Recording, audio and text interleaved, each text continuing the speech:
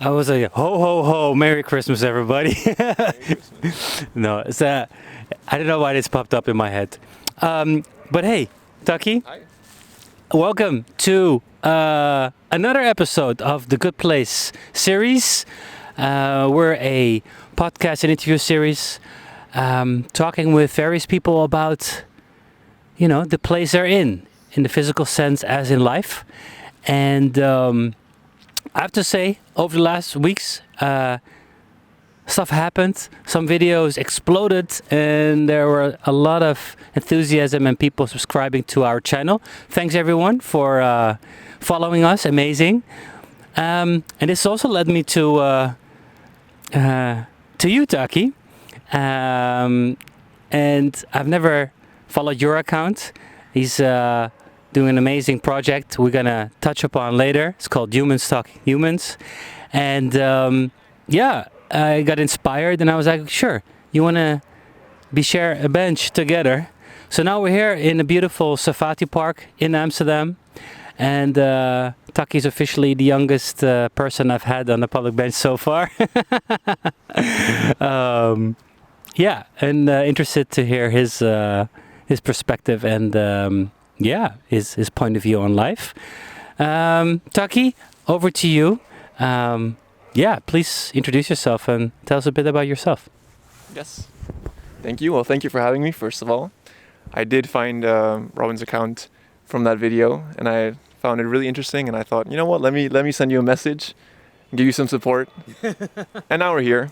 My name is Taki. Some of you may know me from my Humans Talk Humans account, where I interview strangers and I ask them random questions. So it's funny that I'm sitting here now being interviewed. Tables have turned. I'm 22 years old. I live in Amsterdam right now, but I've been everywhere. I was born in Japan. I didn't tell you that, huh? Yeah. No, you didn't tell me that, no. And then when I was 1.5, moved to Luxembourg. Okay. And then when I was like 4-ish, 5-ish, moved to Barcelona. And then when I was 20, so 2 years ago, I moved here. Cool. Yes, that's my story. Wow. Been around. Then the question is, what makes you, cross the globe, and what eventually brought you to Amsterdam? Yes. So my mom's Dutch, and I was in Japan. I was born in Japan because my parents lived there, but then my parents separated, and I don't speak to my biological father actually. Okay. Yeah. So my mom went with me and my older sister to Luxembourg, and then we started our own life there.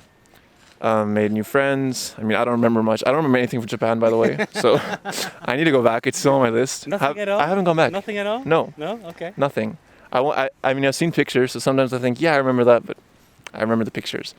And then Luxembourg. Green screen. Yeah. And in Luxembourg, I don't remember much either. But we went back to our old house a year ago or something. So that was interesting. And then I was like, okay, maybe I do remember some stuff. But I was so young, and I guess, I don't know. And then, the three of us, my mom, older sister, and me, moved to Barcelona. And there we started our new lives. She remarried. I have a stepdad now. I have 2 young little siblings who I love so much. And then 2 years ago, so I finished my whole schooling and stuff in Barcelona. We moved here, so back to Amsterdam, but not back, first time for me. And my mom moved back. My mom left when she was 19, so she only came back now as well. Wow. Yeah, crazy. But Your mom's how old now? she just turned 50. All right. Cool. Yeah. Congratulations, Mom. Yes, happy birthday. No. Happy birthday. And my Dutch family lives here, so it feels like home now after 2.5 years. Yeah, but home is where your family is, I think. Okay. Yeah. We covered that already in the first 5 minutes.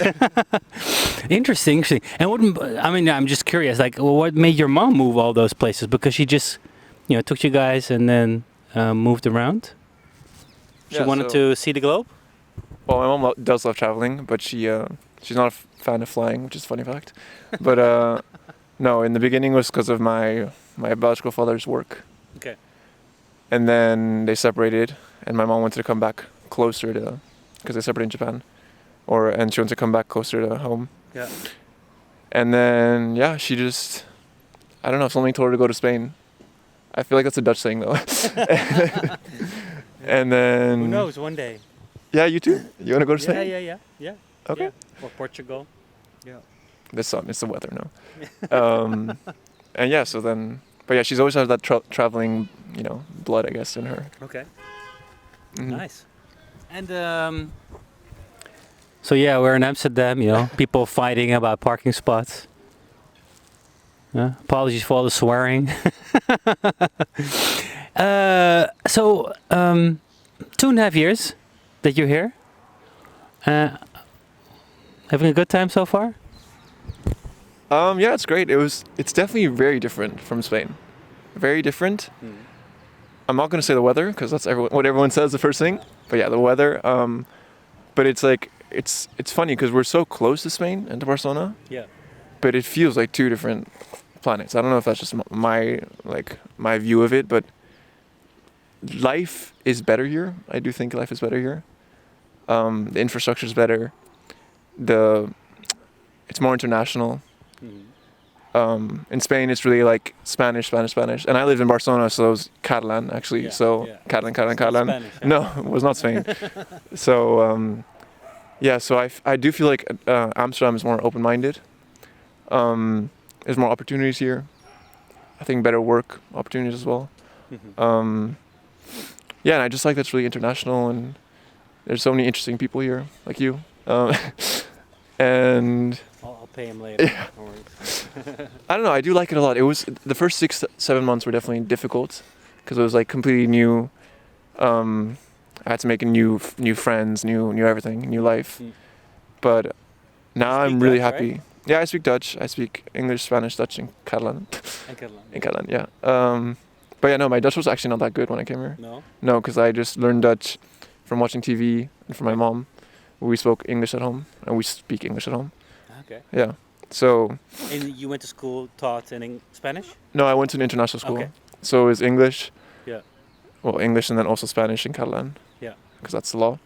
But yeah, no, it was mostly in English. But then I did, starting like 8th grade, 9th grade, so when I was 13, 14, I did like every week a Dutch class. Okay. Like once a week. And then there I slowly started picking up the grammar and all the strange rules that the Dutch language has. And then yeah, but when I came here, I like forced myself, Taki, only speak Dutch, only speak Dutch, only speak Dutch. And then went really fast. Even though the first few months, whenever I spoke in Dutch, they would automatically switch to English. That's so it's so irritating. It's like I'm trying my best. I know. And then they just switch, which I find. It's polite, I guess. You think they want to help you, or they think they don't have time for you? I would like to say they want to help me. Yeah. But knowing Dutch people, and I'm a Dutch person, so I can say this, it's because they just want to get stuff done. Going. Yeah, and like get out of my way. You're wasting my exactly. time. Let's just go to English, get it over with. Yeah. But yeah, so that's definitely a challenge. But yeah, now people don't switch. Now I'm actually getting that I have a Dutch accent in English. Yeah. And I hate that. You agree? Yeah. Okay. Well, disappointed. That's disappointed. No. I think, especially for the first first connection, you would not even notice you would notice, you would think you're Dutch. Really? Yeah, absolutely. Okay. But then further up the conversation, yeah, then suddenly you get caught on these kind of little bit of accent kind of going on, and then people are like, okay, there's something else. I mean, I had a meeting this morning in Dutch, and I catch myself using a lot of English words in my language, and suddenly I got the question, are you English? I was like, no, why? Yeah, because you use so many English words in your language. I'm like, okay. I think I do a lot of these interviews, and then, at one point you're doing 50% English and 50% Dutch. Yeah. Yeah. And people tend to complain always here about they cannot even order a regular coffee in Dutch anymore, right? It is true. Yeah. And I agree with that though. Like I also had that in my first few months, that I would try to speak Dutch, but then they're like, no, I only speak English. And then it's like, okay. But yeah, I guess. There's no way to practice. No, yeah, you're just screwed. No, but that is also true. It just, maybe Amsterdam's too international. What do you think? Yeah. What do you want to do about it? Well, but I think it's in some ways it's true, right? I don't think it's if you look at the more Nordic, Scandinavia, you still feel some Danish or Swedish in the mix, although they all speak fluent English. But I recently went to Madrid, and yeah, of course you talk English, but then was trying to order a cab. It was impossible to order a cab in English, you know. So you're forced to definitely forced to speak the language. Yeah, could potentially be that Amsterdam or some Netherlands cities have that very much, becoming too international at one point and losing their local spirit, perhaps. Yeah. Yeah, to investigate. What is it you miss from Barcelona? I like that how you said Barcelona. You know? You know it. Yeah, you're Spanish. What do I miss? I miss the laid back. At the same time, I don't. But the laid back vibe that there just is in Barcelona.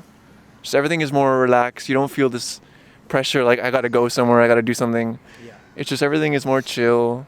Take your time. I love speaking Spanish. Absolutely love it. The favorite language I speak, I think. So I miss speaking in Spanish. Does that make you a different person when you speak Spanish? I do feel like a different person when I speak Spanish, actually, and I like that. It's fun. I feel like you can, with every different language you speak, you can be a different person. Yeah. But I don't know. That's what I think. Especially when you own it. Exactly. Yeah. Especially when you're confident about it, then you can just do. Yeah. You can kind of like be a different person or feel like a different person. You put up that face like. I It's swear. almost like smooth, you know. It You're is. It smooth, I is. think. It is. Are you smoother in Spanish or smoother in Dutch? In Spanish, my Dutch is I'm sure you could tell my Dutch is not perfect, but No, not smooth in a language, but also like as a person. yeah, in Spanish for sure. Yeah. But Spanish is also more. It sounds nicer, I think. Yeah. Dutch is very like aggressive. Yeah. But yeah, so I miss speaking Spanish. I miss the vibe. I miss. Barcelona is more like a city, a big city. Amsterdam is more. It's like a little town. I know someone else mentioned this in your channel, but it's true. It's like a little town, so which is nice in some ways, but I feel like in Barcelona you can get lost more maybe, like just wander around a bit, and there's many different areas of Barcelona which you can explore. And I lived in one area, and it felt like a whole adventure going a little bit to the south towards the beach, to see that. Where here I feel like it's all just one big area, which I also like. It's not negative, but yeah, mostly speaking in Spanish and the weather, of course. Yeah. You know what's interesting, because at one point you get, of course, a lot of people that probably have lived in Barcelona and then moved to Amsterdam and see the comparisons between a city like Barcelona or Amsterdam. But what's nice is that you have a completely different perspective. One, you grew up there. Two, you're fairly young. So there's still a lot of things that you maybe not take care of or have to take care of or have to think about. So you always have a different perspective on things, right? No, that's true. Yeah. Because it hasn't been your decision or your mom's decision to move to Amsterdam. It was kind of like a more family decision. Yeah. But my stepdad really wanted to live here. Okay. To feel the culture and learn the language, which he hasn't. But Spanish? No, he's American. He's American. Oh, I missed this out. Yeah, so he's American. Yeah. So he's like, he wanted to move here. Yeah. To, understand, I guess, us a bit more maybe, and learn the language, but hasn't yet.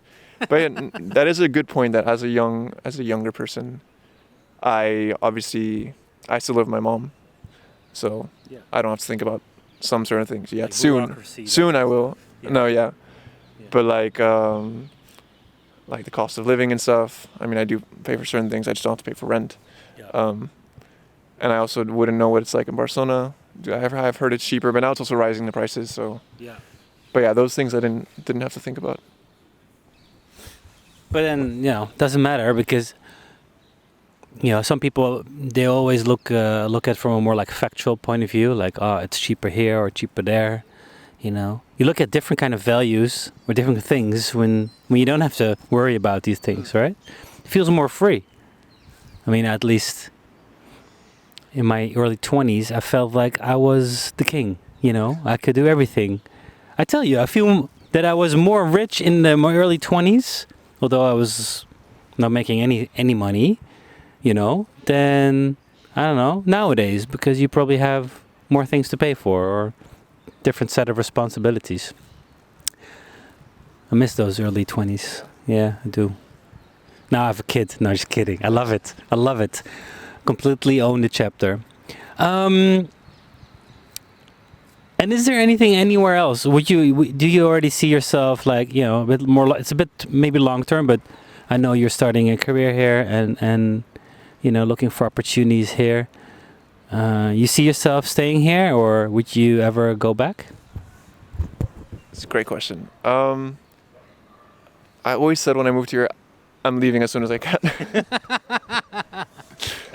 Nice. No, but You now, already bought your return ticket.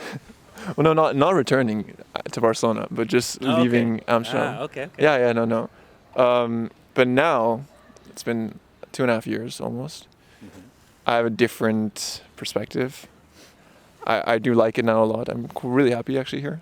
But I still think I will move at one point. I don't know. For me, it's difficult. I don't have like a home anywhere, just because I guess I would say Barcelona's my home, but now not anymore. Because in Barcelona, I was also not Spanish, so I wasn't like I was still like looked differently. So yeah, I don't really have like the feeling of a home, which is a good thing and a bad thing. Because I feel like I can make anywhere my home really fast. But I also feel like I have nowhere to like be like, because I'm not 100% Dutch and like you can see in certain things that I'm just not. But yeah, so I definitely think it makes sense for me to go live somewhere else as well. I don't know where. That's the next question. We have to figure that out. Maybe, probably a different city in Europe. Maybe in France, Italy. Okay. Maybe in a big city in the States, but it needs to be a big city because I can't. I need like the city. You know. You're a city guy. I'm a city guy. Yeah. I need to be able to walk around and like just Talk be able to to strangers. Exactly. Yes. True. I should have said that. Yeah, and talk to strangers. Yeah, and if I would be some suburb somewhere, I would go crazy. But yeah, that's definitely on my list. Moving somewhere. Don't know when. Don't know where, but someday. Well, you're still young to figure that out. So, you know, you got time. No things, no, you know, they always say, right? Good things should never rush. Yeah. Interesting. Well, this is a nice link to your own project, Talking to Strangers. Can you tell us a bit more about what are you up to next to your internship in your spare time? Yeah, so started this project in January this year, which is crazy that it's this year, to think about it. So it's almost been a year, so it's kind of like... Whoa, anniversary time. Yeah, anniversary time, January 13th. Okay, nice. So yeah, so I'm like, I've been looking back at the year a lot, and like thinking about what's next and stuff. But yeah, so basically the project started that I had my own TikTok adventure in Spain when I lived in Spain. I had almost 500,000 followers actually. And I was doing, for like 2-3 months, I was just really blew up. Like I was insane. I had like 4 million views on every single video for like 2 months consistently. Wow. And basically what I was doing was asking rhetorical questions. So that's where I kind of like got this idea from. So I'd ask a question like, does that person not talk to me because of me or because of them? I don't know. That just came to my mind now. But I'd ask like some question like that. And then basically what was really nice that everyone in the comments would like give their answer, and there were all these conversations. And it was really fun. Like I felt like I was directing this, like it wasn't me though, but it was like I was starting these conversations and it was really interesting. With people on the streets? No. Just in front of like, the camera. yeah, just like asking the camera. Okay. And Yeah. Sorry. You could reply in the comments. Exactly. Yeah, that's what I meant. And and at the end I would like make like a funny like I would say that's what I said. I would ask a question, then I'd say anyways, and then I would like start singing a song or doing something random. So obviously on TikTok you have to do something later I'll show you some videos. Yeah. Then you can practice your Spanish. Okay. So yeah, I was doing it in Spanish. And yeah, it was 2-3 months where it was just insane every single day. People were like recognizing me on the street, pictures. It was weird. Everything was really new. What? Yeah, it was really weird. It was really weird. Once I was. What's the real reason why you moved to Amsterdam? Yeah, I ran away. No, just kidding. Once I was driving my car and I stopped at a traffic light, and I heard a bunch of screaming, and I'm like, why are people screaming? And then I was like looking around, and I looked to the right side of the car, and there were like this group of like 5-6 people looking at me, screaming, way. and I was like, I was so uncomfortable. I was like, what do I do now? I was like, turn green, please. They put up signs? Yeah. No, I don't know, but I was like, but also because I filmed it in my car, so they like recognize the location. Like, I don't know. Anyway, so that was definitely an interesting experience. But that no longer exists? No, it's still on there, but I just don't post anymore because I tried doing it here, but TikTok algorithm is weird because I was doing it in Spanish still, and it didn't really like. And it also felt like it was time to do something different. Yeah. I don't know. Which is? Yes, which is Humans Talk Humans, which I started in January this year, and I really thought about what I was gonna do. Like, You had a plan. well, I'm not gonna say I had a plan, but I would like an intention, I guess. I didn't want to. At first, I was like, let me just do the same thing, but in English or Dutch. I'm like, no. I wanted it to be less about me and more about other people. And I wanted to get out of my comfort zone because it was extremely out of my comfort zone to talk to people. I was not the quiet kid, but like I was ready to be quiet, and in bigger groups I wouldn't speak, and like going on stage is not my thing. So I was like, okay, 2 things, killing 2 birds with one stone. What's the saying? 2 birds with one stone. Yeah. So something out of my comfort zone and going back on posting something because I need that creative outlet. Yeah. So yeah, then I said Humans Talk Humans, and I liked the name. I thought it was an interesting idea, and I felt like just from the name you could kind of like sense the idea of the concept, which is that 2 humans are talking about humans, which could be about anything. Yeah. And I felt like that was nice because then I could always ask anything and just, I didn't have to feel like I was stuck in a certain niche or something. Yeah. And I can always later on change it up if I want to. Yeah, or a certain format. Yeah. Exactly. Change the format, whatever. So yeah, then I just start asking strangers random questions. Mm-hmm. And I guess the fun part of it is that it's very, I have no control over it, which can also be not so fun.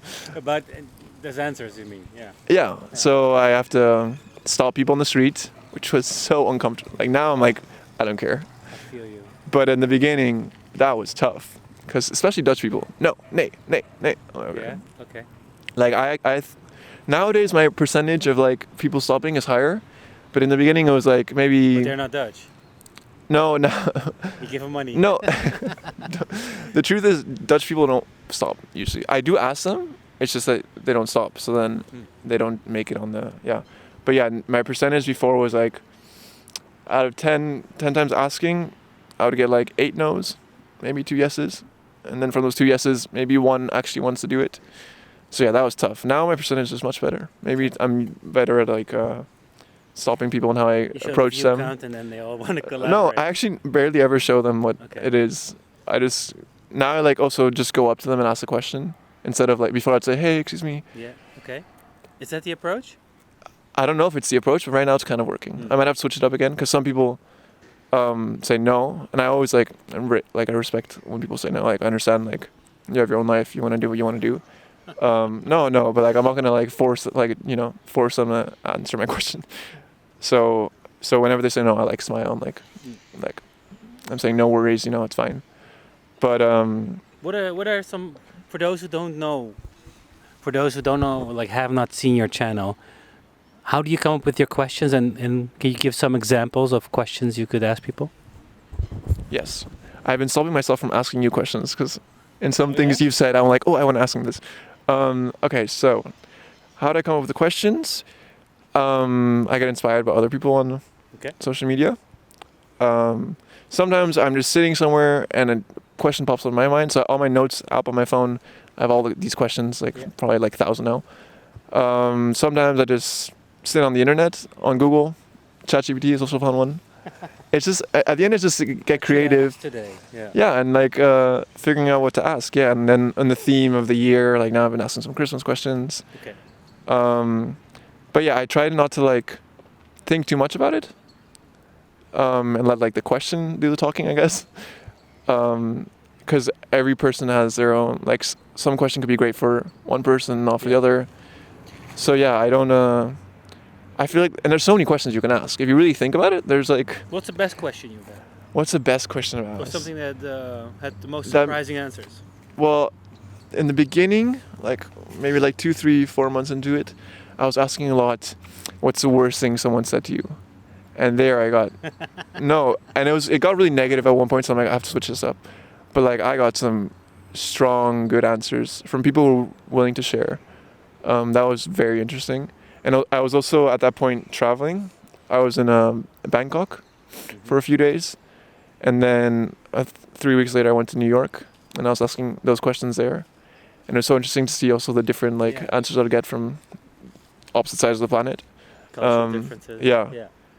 And a funny fact, or something I figured out, that in Bangkok, people answered very fast. Like they didn't stop themselves from answering. Like they're very open. Yeah. Okay. Yeah, and I got way more yeses also. Like my percentage was higher. So I was like, okay, that's an interesting take. But yeah, that's I guess one of the biggest or the questions that I got the most answers In from. New York, people really want to New York, think about their answer and then. No, New York is also a bit more open than here. Okay. Yeah, that's what I've noticed. And I guess I get, because their English is better, obviously. Yeah. So I get more like profound answers, like more. But yeah, that's an interesting question. Another question is. Sometimes in Asia, I do feel that people are like. Sometimes feel a bit more happy or something, that they always want to collaborate with something. If they're excited about it, let's go. Yeah, everyone was smiling there, even though the topic was really dark. Yeah. It was like smiles and like willing to share, and it was super interesting conversations. And what's funny, my conversations are very short compared to yours. Yeah. Yours are like, you sit down, you get to know the person. Yeah. Mine is like, it goes by in a minute, 2 minutes, and then we're off, which is like, it's interesting. It's like, okay, that was I might never see you again. So You change contacts? not always. I just let it go how it goes. Like some people are like, okay, what is this for? But I'm not gonna say, yo, stop, look at this. Like, no. If they don't wanna, if they feel fine with me posting it, I always ask. And if they feel fine with it, they just go on with their day. Okay. Sometimes I get a DM later on, like, hey, I actually changed my mind, don't want to post it. I say, okay, no worries, thanks for letting me know. But yeah, it's it's interesting. It's an interesting concept. You have to come with me one day. Well, I'm not a stranger anymore. Then. Yeah, I would love to join you to see you in action. That's for sure. Yeah. You can always ask me a question now. Something out of the comfort zone question. But I'm also wondering, like, talking to strangers, the whole concept of talking to strangers, right? You say, okay, the one is more open and the others are less open, more closed. What is, I mean, almost a year up. What have you learned from this and connecting with strangers? I mean, they're not all tourists, I think. Although I can imagine them, especially when you do like around Central Station, you bump into a lot of tourists. But I'm also like interested, like what it, has brought you to connect with strangers. Yeah, well, let me first talk about the location. In the beginning, I did like many locations in Amsterdam, but I felt like literally because of my percentage of yeses, the more to the center, the more yes I'd get. And I also like that I had a more variety. You have like a heat map going. Yeah, exactly. Huh? And it's from the center like outwards, like more no's. But and I also got like different kind of people, so that's what I like. Yeah. Because then every video is different. But yeah, from talking to strangers, what I've learned is that people are actually not as scary as they seem. There are some people, I'm not gonna say everyone, obviously, but many people can actually be your friend if you put an effort to it. And I'm like now not scared. Like in my daily life, like outside of filming, I'm also way more like open to speaking to strangers, or like that call to the restaurant is also not so scary. You know what I mean? When you're like ordering a table and it's like 5 people, please. Where's WhatsApp? Yeah, and that So I'm way more like open to speaking and talking to random strangers. Yeah, and if that one person was like, "Can you take a picture of me standing here?" I'm like, "Yeah, sure." And then I like to talk to them a bit. But yeah, people are very nice. It's very interesting to hear everyone's stories. You learn so much about them, and from their stories. Because a few times I do have conversations after the camera turns off to know a bit more about them, and it's really interesting. Like, I just went filming on Wednesday, and I interviewed a little kid, which I don't do often, but I always ask their parents first. And I want to interview more kids because I like kids. And yeah, they were literally on their way to the airport to fly to New Zealand, and I was like, okay, Nice. because they're from New Zealand, and and I was like, wow, this is crazy. Like, I would never know. This little kid is about to go to fly to Singapore and then to New Zealand. Yeah. But yeah, it's exactly, and then you're like, wow, and it just like changes your perspective on certain things. It's really interesting. Yeah, you really become like a global citizen almost, huh? Like getting to know different people, different backgrounds, different cultures.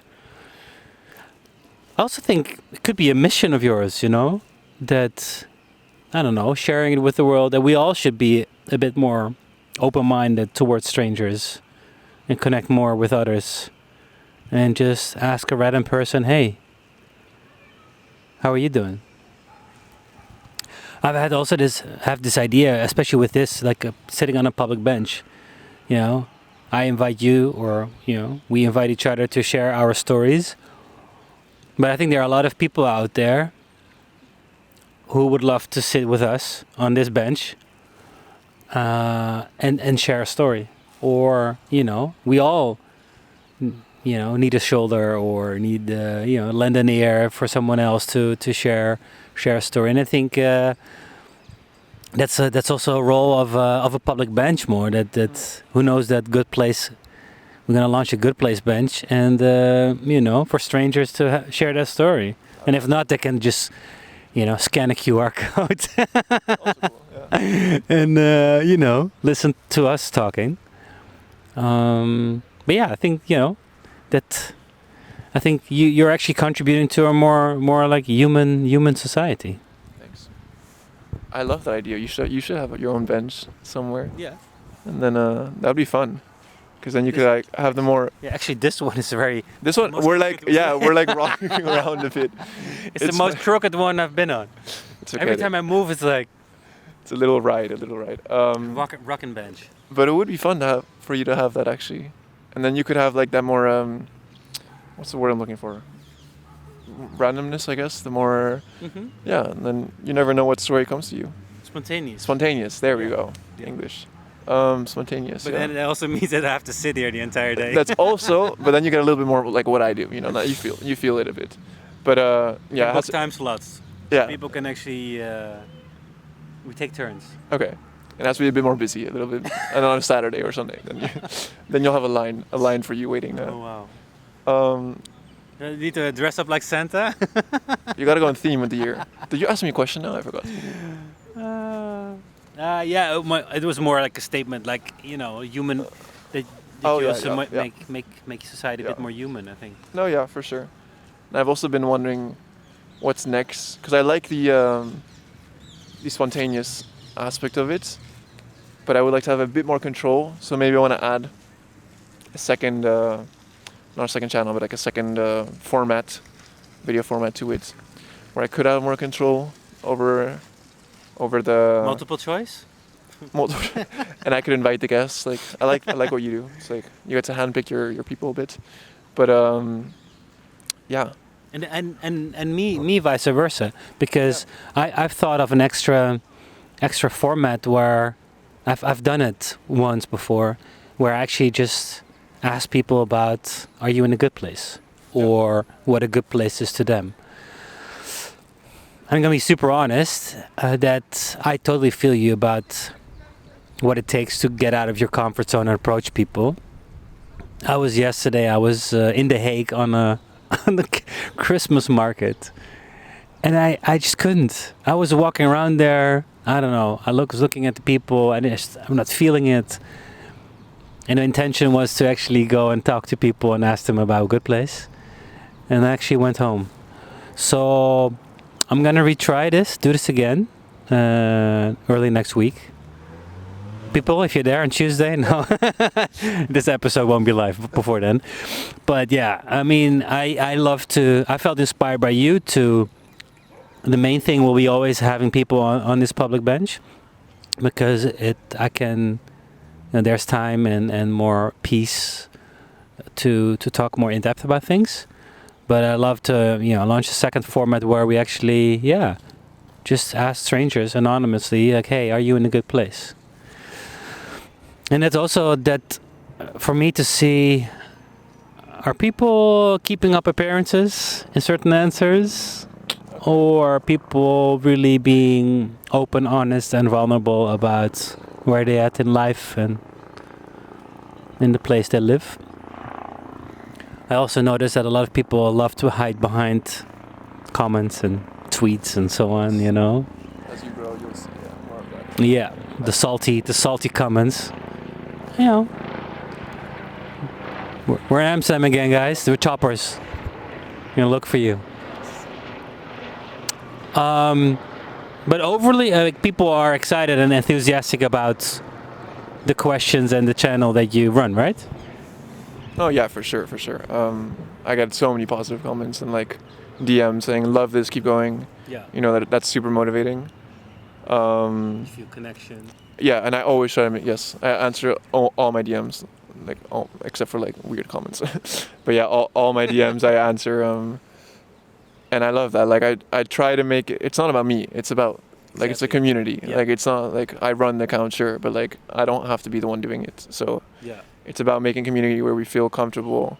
I run polls on stories. I ask the question that I asked that day on my story, Yeah. and then get 40, 50 replies, and share some of them. It's super interesting. Like that's the goal, to make it a community where everyone feels they can be a human. But yeah, I'm gonna ask you some questions now. I don't know if you've shared this, but what's the idea? Where did it come from? How did you start? When did you first think about it? I want to know. About Good place, yeah. good place. Thanks for raising that question. Took 14 episodes, so finally someone asking me that question. I was kidding. I think a lot of ideas or projects, and I always have ideas and always have projects that I launch, and people who know me, they're like, oh, this is a guy again with a new project and a new thing.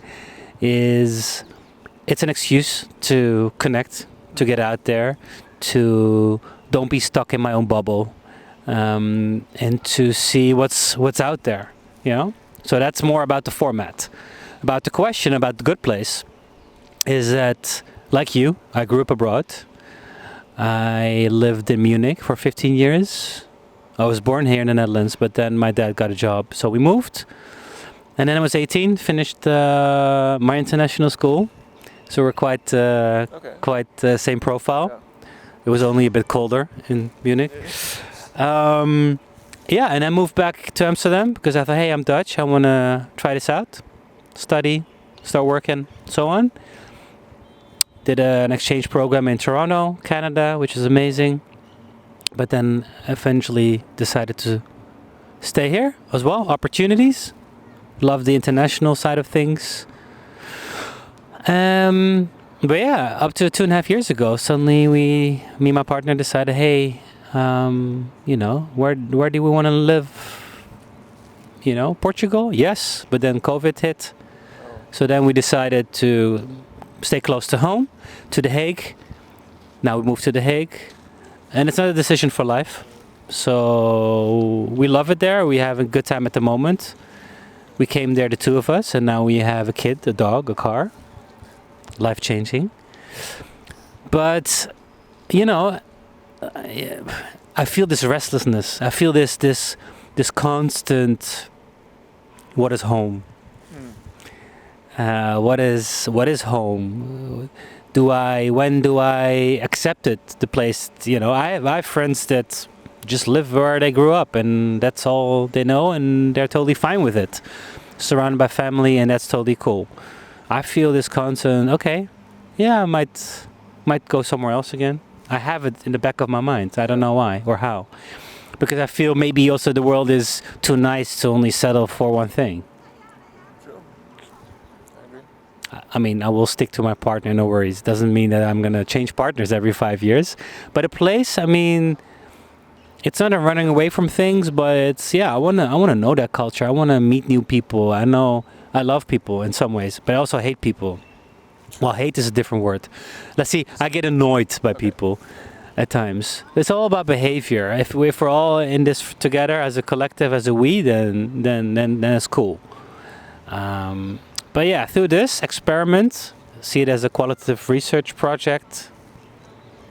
Is also about getting to know different people with different values, with different goals, with different preferences, about life, how they see life, about the place they live in, but also how they want to live and be there for others.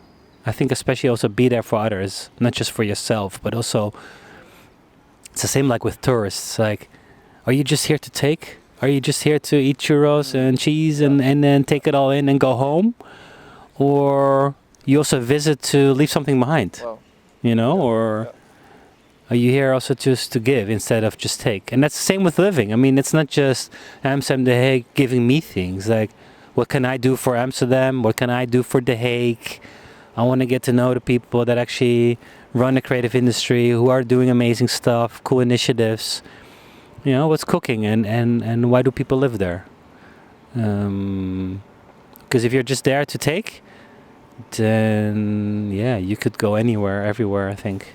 And then it's the perfect life about, rent's cheap here, or hey, good, this is cheap, or that is. It's not about that. I think quality of life is not about making sure that you make a lot of income and spend as little as possible. No. It's about belonging. It's about the people you meet. It's about so many different things. So that was almost half of the podcast here. Me explaining. No, but good place. Yeah, I think it's close. It's close to me, and that's why I love having these conversations. What do you think of that? It's a great answer. Thanks for letting me know. Thanks for letting us know. So this is episode 14. So has it gone how I expected it to go? No. I don't have any expectations. Okay. By the way, see this guy just with cleaning up? Yeah. Nice. I like that. There are good people in good places. So. It's probably his lunch break. Yeah. Like our lunch break is. Yeah. And he dedicates it in making sure the park is clean. I like that. Good citizenship. That's also part of being in a good place. Good citizenship and good company. Taki, I think we're towards the end of our episode 14. I hope you had a great time. I at least had, full of insights. I recognize a lot of who you are in myself, so that's a compliment, I think. Or it's funny how things turn.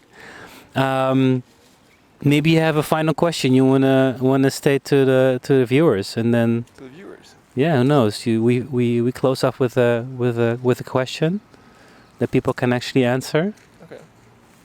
And then we share them on both our channels. Okay. Before I end, please subscribe to the Good Place channel and to Human Talks Humans. I'll share the links below. Thanks for your attention and your time. Who's going to be next on our bench? I don't know. Let's find out. Taki, over to you. You have a question? Yes. All right. Let's take it away. Well, first of all, thank you for having me, Robin. It's been amazing. I love seeing your little bubble, your world, seeing it from your view. And my question is actually going to be your question that you've asked in your explanation. When you go somewhere, do you feel like you only take from it, or do you feel like you're also bringing something to that place? This can be when you're traveling, or when you're moving there for a year or 2 years. But yeah, this is a question that I really liked. That it wasn't mine; it was his. And I'm actually gonna think about that one. I don't have an answer either, but that's a good one. I'm gonna think about when I go somewhere the next time. Put it in the comments. Exactly. All right. Thank you. See Bye. ya. Ciao.